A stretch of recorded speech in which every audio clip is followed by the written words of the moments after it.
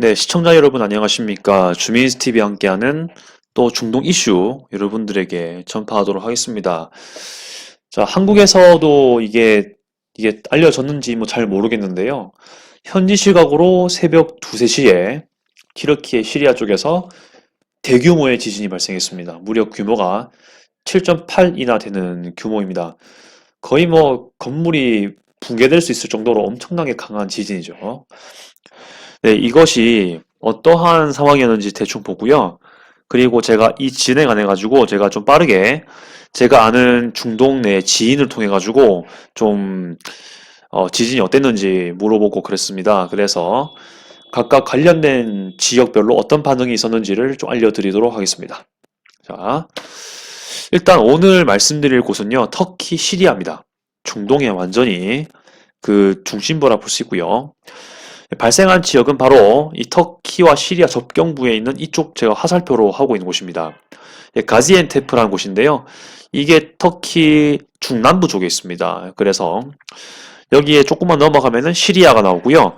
시리아로 넘어가면은 시리아는 이제 북부의 알레포라는 곳이 있는데요.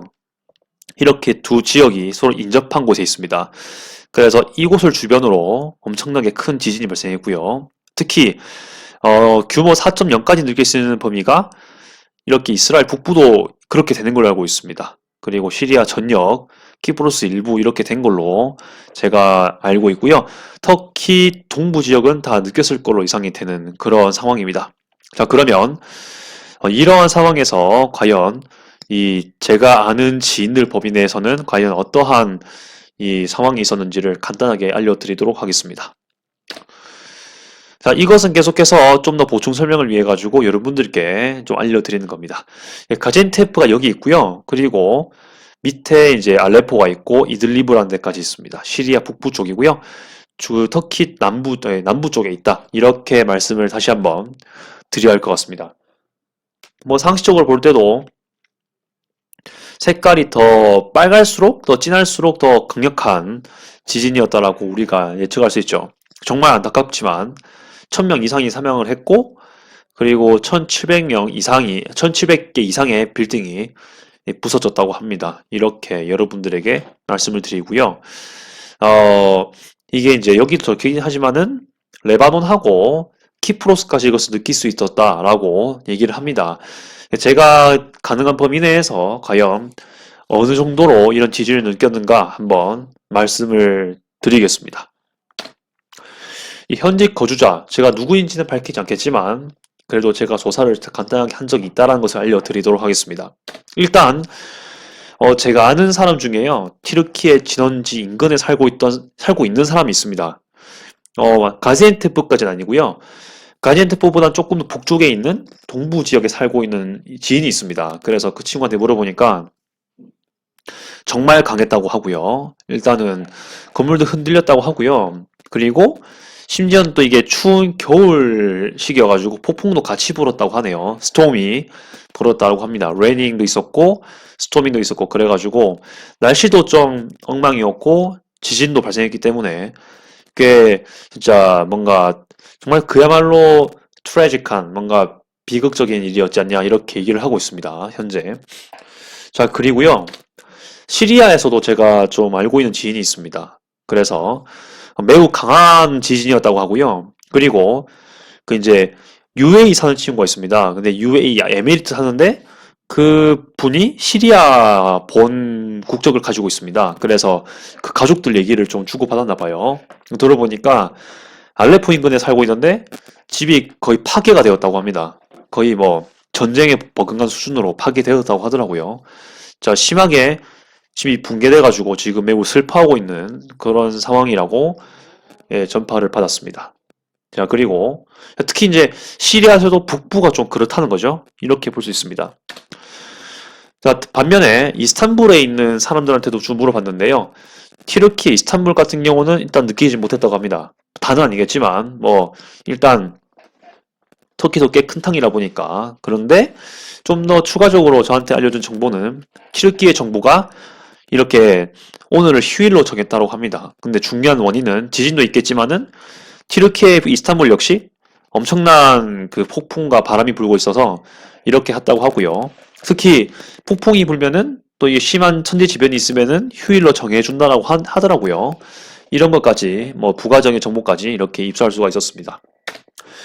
자, 레바논에도 제가 좀 지인이 있습니다. 그때 이렇게 여쭤보니까 새벽 4시쯤에 제가 찍는 날 2월 6일이죠. 2월 6일 현지 시각으로 오후 그 새벽 3시니까 우리나라로 치면은 한 10시쯤 되죠.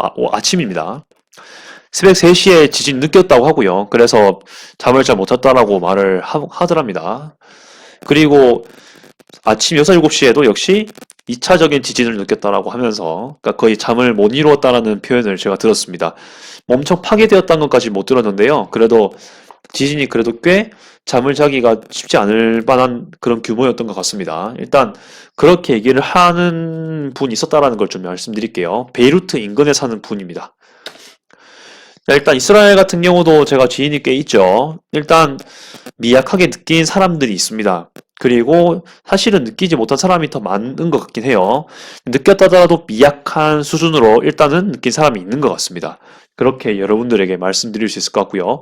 이스라엘은 참고로 레바논보다 밑에 있습니다. 터키 밑에, 레바논 밑에 이스라엘 이렇게 있습니다. 네, 팔레스타인 사는 사람들도 약하게 느낀 사람들이 있습니다. 그리고 못 느꼈던 사람도 있습니다. 거의 반반 나뉘는 것 같고요. 아마 이게 그러니까 자정보다는 새벽 2, 3시 이때 발생했다 보니까 그때 이미 잠을 깊게 주무신 분들은 못 느꼈을 것이고 그때 좀 예민하시거나 좀 늦게까지 안 주무신 분들은 좀 느꼈을 수도 있다. 이렇게 말씀을 추측을 할 수가 있습니다. 제가 지금 예루살렘 살지 않습니까? 저는 일단 못 느꼈고요. 그런데 예루살렘에 살고 있는 분도 다소 느끼신 분들이 있다고 합니다. 약하게 느꼈다고 하더라고요. 네, 이렇게 해서 정말 다양한 지역별로 어느 지역에서 어떻게 느꼈는지 이런 것들을 좀 정리를 할 수가 있었습니다. 일단 가장 중요한 거는 지금 1000명 이상이 사망했고요. 그리고 1700개 이상의 빌딩이 파괴가 되었다고 합니다. 이들을 위해서 그리고 이들이 속한 나라들을 위해서 기도가 많이 필요할 것 같습니다. 그들에 대한 직접적인 구호는 못할 수도 있겠지만은 그래도 그들에 대한 기도 이렇게 품어주는 마음이 많이 필요하지 않을까 네, 그런 생각을 해봅니다. 자, 이렇게 해서 터키 이스라엘 지진에 관한 것 네, 이렇게 뉴스가 많이 나오고 있습니다. 그래서 여러분들께 또 알려드리는 것이고 또 저는 이제 주변에 이렇게 지역별로 사는 분들이 좀 있어가지고 좀 물어보는 겸 이렇게 유튜브 영상을 만들었습니다. 자, 추가적인 질문 있으시면은 얼마든지 댓글 달아주시고요. 가능한 범위 내에서 또 여러분들에게 답을 하도록 하겠습니다. 다음에도 또 이슈가 될 만한 중동 소식들을 들고 오도록 하겠습니다. 시청해 주셔서 감사드립니다. 이상 주민스TV였습니다. 아디오스.